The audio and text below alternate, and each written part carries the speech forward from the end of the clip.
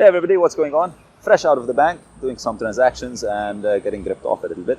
So I thought I'll share this video with you on who do you think makes more money in cybersecurity? Before I tell you, pop quiz. Who makes more money?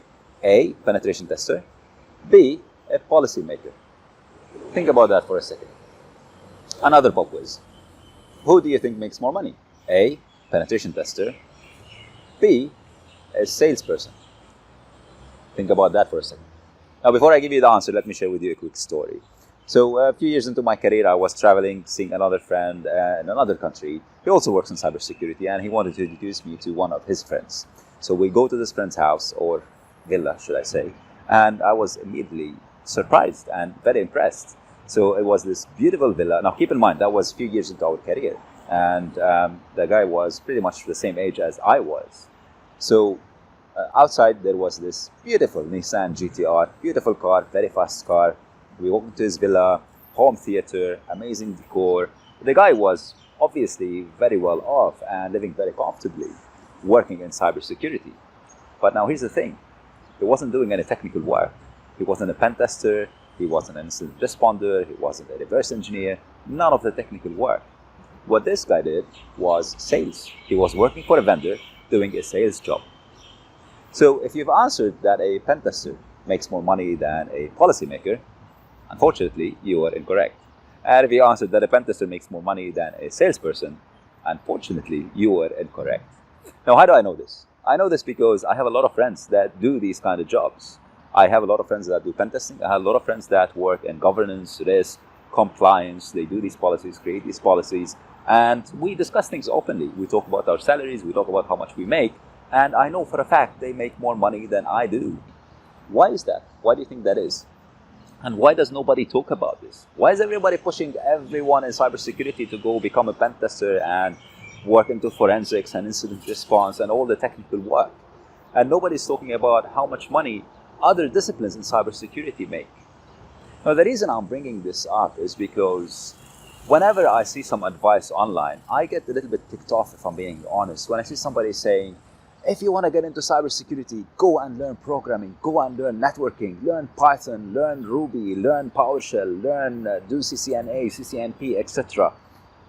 There's no really nice way to put it, but this is terrible, horrible advice. Terrible. Look, if you want to become a techie, that is absolutely spot on.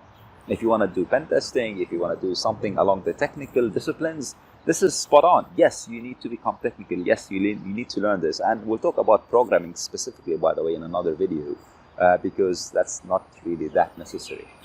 But in any case, let's not get into that. If you want to become a techie, this is fine. But there are so many other disciplines that you can work in and enjoy and make really good money without being very technical. The thing that I want you to keep in mind is whenever you are choosing a discipline in cybersecurity, choose something that you are going to enjoy, that you are going to be comfortable with. Here's the thing. If somebody is telling you go and learn programming to get into cybersecurity, and you know you don't like programming, you know you don't like scripting, don't do it. If you go and force yourself to do it, maybe yes, you learn programming, maybe yes, and this is a big, big maybe. At one point in time, you start making good money. But you're going to be miserable. You're going to be doing something you don't enjoy. Why put yourself in that situation if you can do something that you can enjoy and make money out of it? So if that's something that you don't want to do, if you don't feel comfortable with programming, with networking, if you don't want to look into packets, if that bores you out of your mind, don't do it. Go do something that you can enjoy. So I have a friend of mine that works in one of these big companies that are famous for doing terrible databases. And she used to be a techie. She was extremely miserable, went to a career advisor. And that career advisor looked at her, did an assessment, and she said, look, you are very clearly in the wrong to me. You want to stay in this company, by all means stay, but ask to be transferred into the sales team. And she did. She transferred into the sales team, and she's never been happier. She's making more money. She's extremely excited about her job. She cannot wait to get up in the morning and go to her work, to go to her office, connect with customers, connect with clients, because this is who she is. She likes people. She likes to network. She likes to communicate.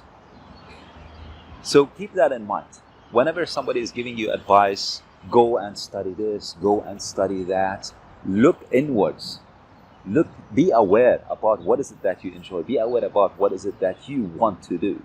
And if you're finding a little bit of a hard time doing this, go and talk to your career center. If you're still at university, or if you have a career center in your town, in your city, go and talk to your career center. Go and talk to a career coach. They can help you with these assessments. They can tell you what kind of personality you are, what kind of traits you have, what kind of things you might enjoy. And you might as well really do that. And if you decide that, technical work is not for me, steer away from it. Do something that you love, do something that you enjoy, and I guarantee you're going to be making more money and living a much better, happier, healthier life doing something that you love and enjoy. In another video, I'm going to be diving a little bit deeper into what it takes to become a successful salesperson. And that's not advice that comes from me. I don't claim to be a successful salesperson. I'm a techie. But I did talk to somebody who is very successful at sales, manages a big sales team, makes quite a bit of money, and he gave me some really solid advice on what it takes to become a salesperson in cybersecurity. So I'm going to be sharing this with you in the next video. And that's it for now. I hope you enjoyed this video, and I will see you in another video.